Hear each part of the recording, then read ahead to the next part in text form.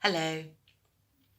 Ganser syndrome is a rare and controversial condition which was first described by Sigbert Ganser in 1898 in 4 prisoners awaiting trial in Germany. The main feature of the syndrome is approximate answers or near misses to questions. The term vorbeigehen, i.e. to pass by, has been used, but the term vorbeireden, which means to talk beside the point, has been used more frequently. Vorbeireden involves answering questions inaccurately, but it is clear that the person being questioned understands the content of the questions. So, for instance, somebody may give the answer 5 to the question, how many legs does a cat have? Or the answer 11 to the question, what is 5 plus 5? Other symptoms of Ganser syndrome include the following dissociative symptoms. Dissociative fugue. This is where somebody goes on a purposeful journey, sometimes taking on a new identity, and to somebody on the outside looks and appears and behaves normally. However, when the person, in quotes, comes to themselves, they cannot remember what occurred in those few days.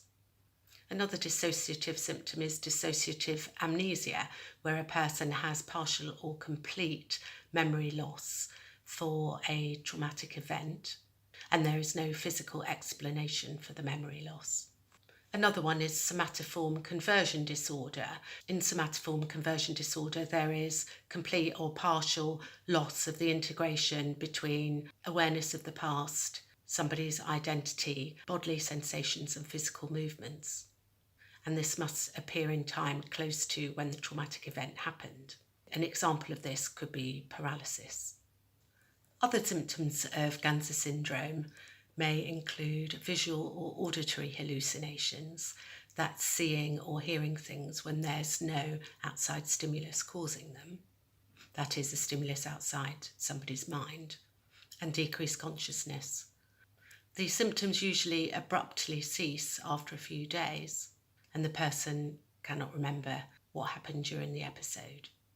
In some patients with Ganser syndrome, they have had a recent traumatic incident. Other people with Ganser syndrome may have a psychiatric illness or personality disorder or some form of head trauma or stroke, usually involving the frontal lobes. It is more common in men than women and often occurs in late teens or early adulthood. So why is Ganser syndrome a controversial condition?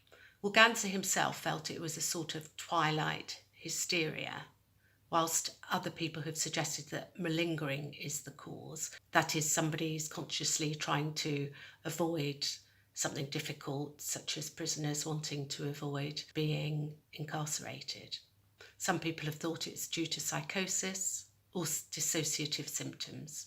In the past, it has been classified as factitious disorder, where a person consciously acts as though they've got a physical or mental illness when this is not the case. But it now comes under the heading dissociative disorder. Thank you for listening. I'm Dr. Beth Colby. Please like and subscribe.